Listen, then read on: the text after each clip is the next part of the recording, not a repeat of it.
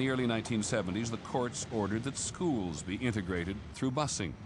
In Boston, the order went into effect in 1974. We talked, we giggled, and talked about what we thought school was going to be like. Then we were escorted by police officers. And I just didn't really know why we, the black students, would need police escorts to go to school.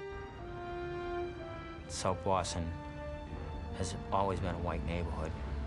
I think everyone was taking it out on the blacks and blaming them, which at the time, well, now I realize it wasn't right, but being young, and we held it against the blacks personally. I and many other people from the neighborhood were throwing rocks at the buses. And they were chanting, "Go home, we don't want you here."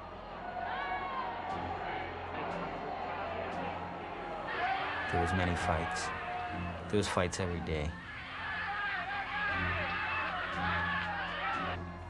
There was more police in school than students at times. Boston public schools lost 25% of their students because many parents refused to bus their children to other neighborhoods. And my kid will never go to the Thompson. I'll die first. Right. I got rights. Let them move into our houses. We felt that our kids were being used as sacrificial lambs on this altar of liberalism.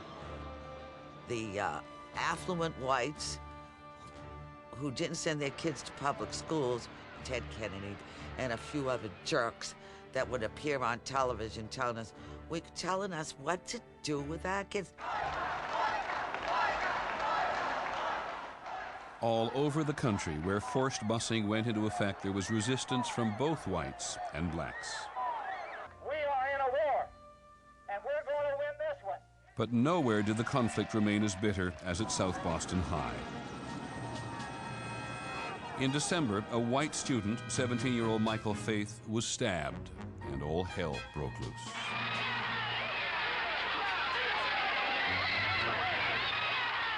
You could see the mob outside of the school. I was inside of the office, and all I can hear was, "He's dead. That nigger stabbed him. He's dead. Kill the niggers, kill the niggers." And the glass shattering. I broke windows, I tipped over police cars. There was so much hatred. Finally, the word came out that he wasn't dead. When they took him out the front door, Michael Faith, all bandaged up, he looked just like a mummy, and he had blood all over him. And I yelled out, "Niggas eat shit," which I would never say in a million years, but that's what happened. Most of us were crying. We were petrified. I felt if they got a hold of any one of the students that we would die. Worrying out how they were going to get them out of there, how they were going to get the students out. And so they sent decoys. They sacrificed about 10 buses, knowing they were going to get destroyed. Black students ran to other buses at the rear, out of harm's way. Forced busing was an intrusion of government policy that nobody seemed to like. But the buses kept rolling. And the violence continued into the 1980s. It added to a growing disrespect for the established order. We just began to see ourselves as a society without a lot of rules.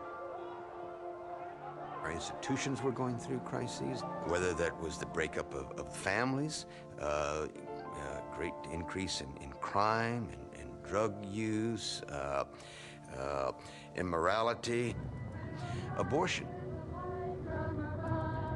Conservative opposition to liberal policies intensified as more and more Americans became fed up with the strife caused by busing, abortion rights, equality for women, and equal rights for another group seeking public acceptance, homosexuals.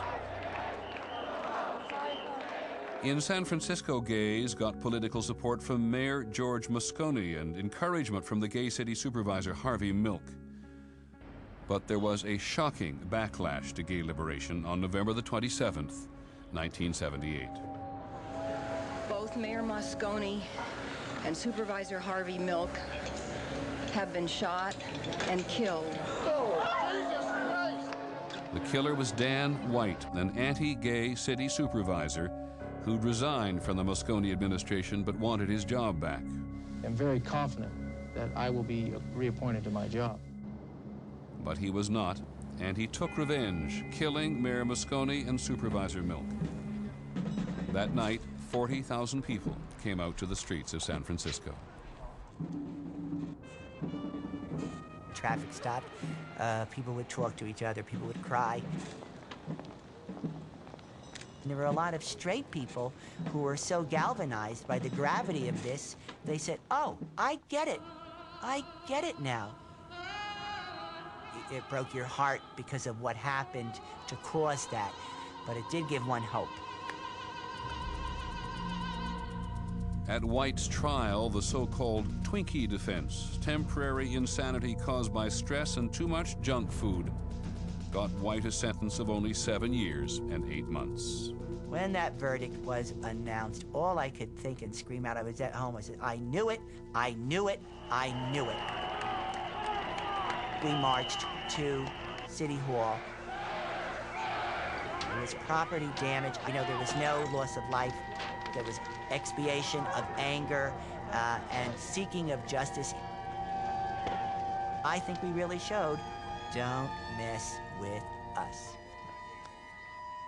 What some liberals saw as a corrective to injustice, some conservatives saw as signs of a disintegrating nation. Pastor John Hinkle of Los Angeles.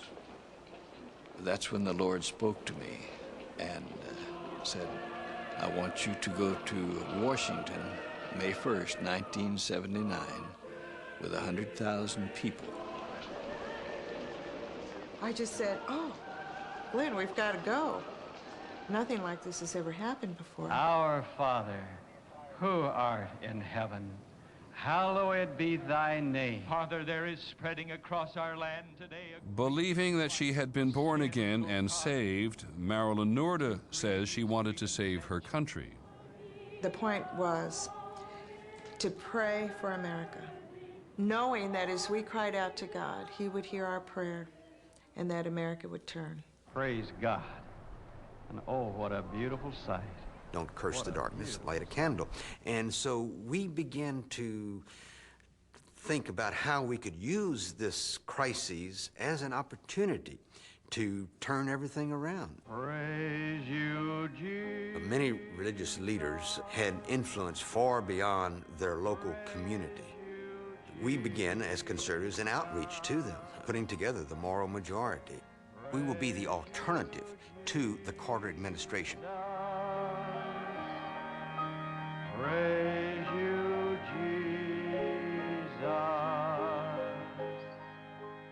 Praise you, Jesus. I would like to offer a toast